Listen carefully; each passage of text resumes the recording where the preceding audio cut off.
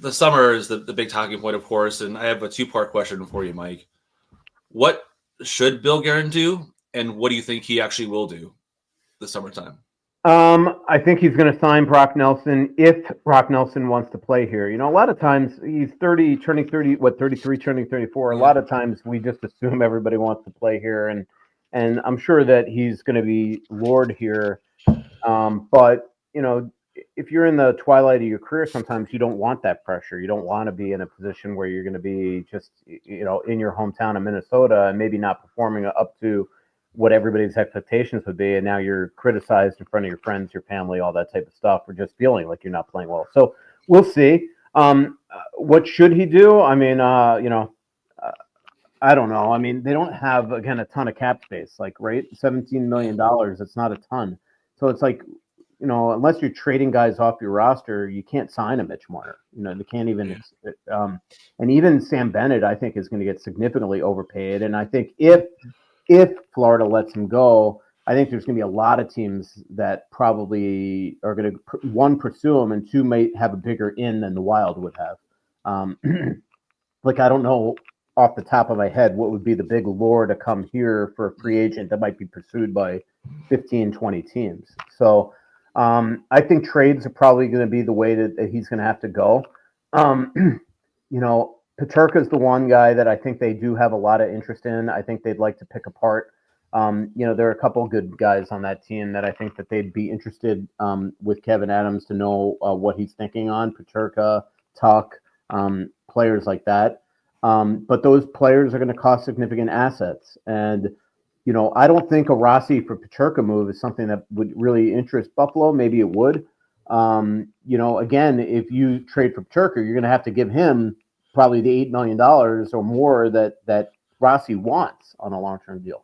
So is JJ Peterka currently and going to be a better player than Marco Rossi? That's the big question. I love him as a player. I love him. I've sat down with him twice in European media tours in Stockholm and Prague. Seems like a great kid, unbelievable leader, great skill. Had a really bad luck year right at the start. Got right in those early games in Germany this year. He got concussed, and it just seemed like he was catching up the rest of the way. But he's a true stud. As we saw, he scored a couple. Didn't he score a couple goals here down the stretch when Buffalo came?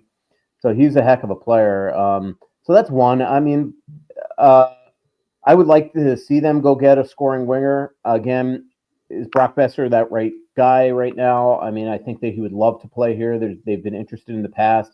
But, one big reason why Vancouver didn't sign him is he wants significant term and significant money that I don't know if the Wild are going to be willing to do. So we'll see. What do you think? I know I didn't really answer your question there, but I don't want to see him trade Rossi, but I think that's a guarantee at this point. I think it's happening. And so the question is, what can you get for Rossi? I got to think there's going to be a lot of teams that are going to be interested in him. That really is the question, right? Like, what is his value? Is it diminished at all based on the playoffs, or is that just kind of a one-off for other teams? And I think the bigger question, Mike, is what jersey do I get next for the player that you guys want sent out? Well, don't get an Ogren right now because not doing that. I have a feeling Ogren's going to be used as a not touching Ogren or Height. Yeah. Get a Faber one to be set, I think, for a while. Yeah, Faber's probably safe. Boyum's definitely safe. I don't know. What do you think on what the value is? Well, I can tell you, like, again, that threshold I was telling you about, and we'll get the updated Group 2 free agent offer sheet thresholds here around mid-June.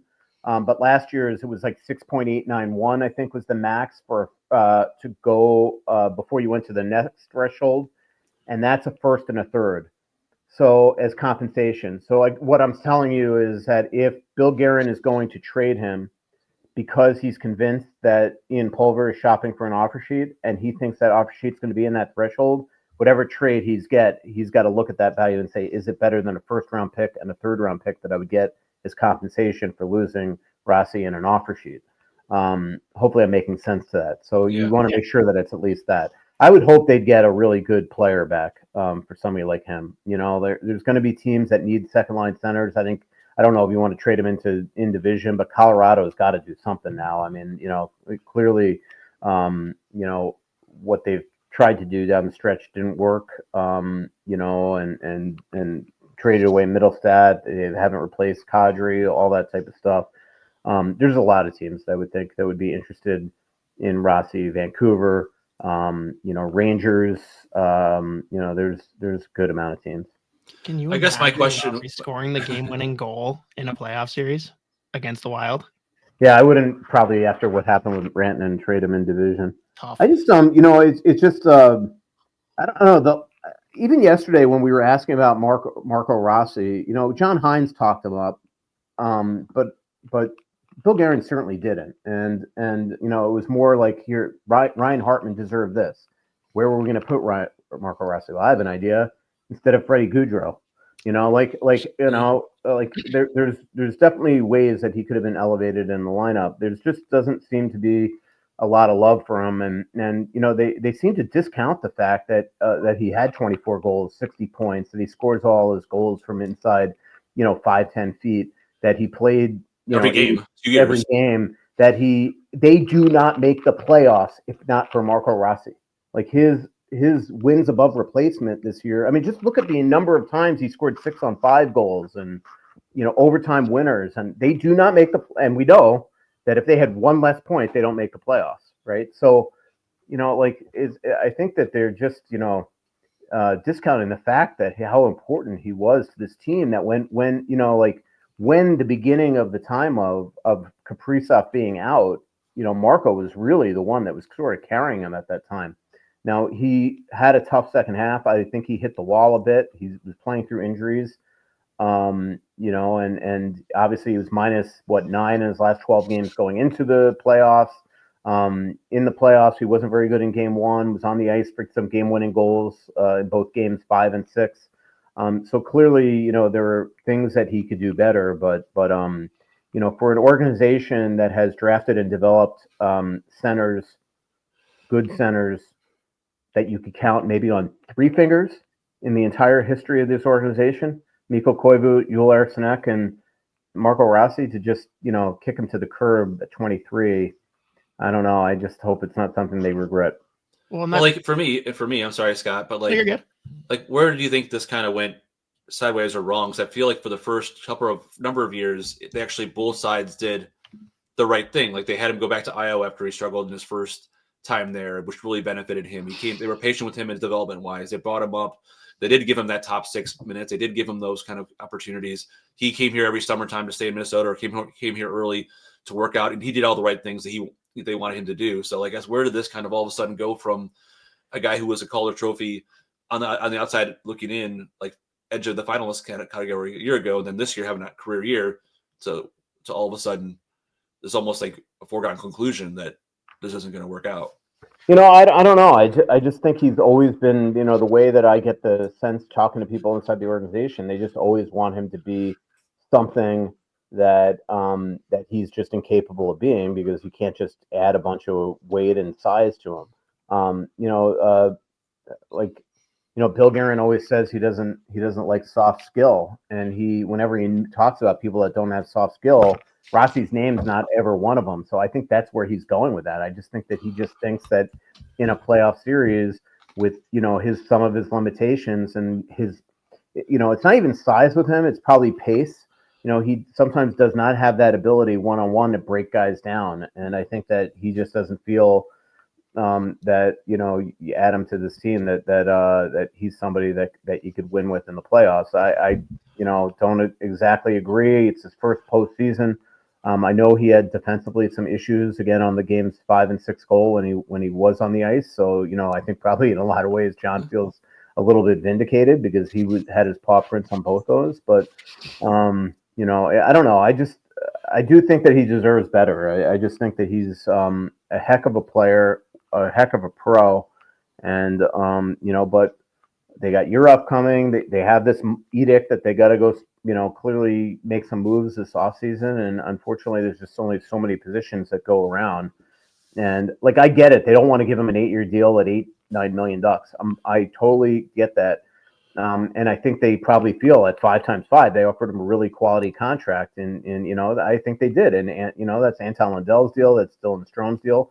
He didn't accept it. And that probably angered the organization even further. Like, what more you want? The problem is that now you can't even Like I thought a 3-year deal would be perfect for Rossi the way the cap's going. But now, what's the incentive for him to sign a 3-year deal if he thinks he's going to be buried in the lineup and not have a chance to hit that home run contract on his next contract, whether it's here or elsewhere? So, you know, that's the point of a bridge deal, is that both sides now can sort of kick it down the curb for a while. But if Rossi thinks he's a third or fourth line center here, he's not going to sign that. It makes no sense. No, of course not. And to kind of close out on the Rossi thing and transition out of it, a lot of talk, right, about how maybe the trust wasn't there, he wasn't playing well enough, and then a lot of defense being thrown at other players, like, hey, let's let him play through this. Like you've mentioned, obviously Gaudreau, like, didn't have a great postseason, even though he had a great year. Did they justify or defend that at all in their presser? And kind of a question for you guys. I don't know if you know the answer. Can either of you confidently say who makes the lineup decisions between Guerin and Hines?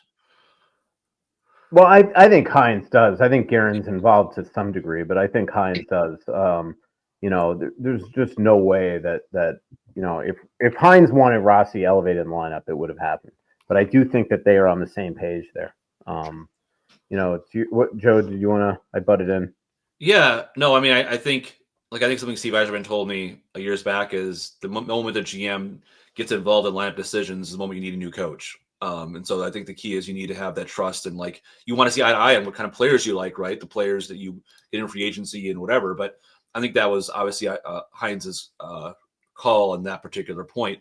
What was interesting yesterday was kind of the justification of having him in that fourth line role of one, Hartman deserved it and he earned a role up there, but they, you know, about guys who were going, and they didn't let what they left out was guys who weren't going, were the Gaudreau and Nyquist, who kind of stood firmly in their spots. So they try to do a good salesmanship kind of job of like him with those two big guys, Brazeau and Trennan, would work. And they pointed out, which was correct, he had 2 goals, you know, in that role. So, but I don't think there's any justification possible or any way you can explain it to people that makes sense that a guy who's your second leading scorer in the season, a top 6 center on your team most of the year, play the third fewest minutes, 5-on-5 of any forward on your team when you lost 3 games by 1 goal. Like it's hard for. Well, even just the fact that they're like validating, they're like feel vindicated about the Trenyan deal because he played so well in the playoffs. And why was he buried in the lineup? He's not on the PK anymore, and he played the second fewest minutes of any player on the team. So, you know, I don't know. It's just a lot of sort of contradictory stuff that's being uttered at times, you know? Yeah, it didn't seem like they can. You can't tell me that they signed Jakub Trenyan at $4 million at 4 times 3.5 to play 8 minutes a night. He did in the playoffs. The playoffs. Yeah. After a horrendous regular season. No, I mean, that chemistry there with Rossi, I mean, maybe they can package the two of them together in a deal. Yeah. I'm sorry. Then I might be for the trade. Get out of that contract.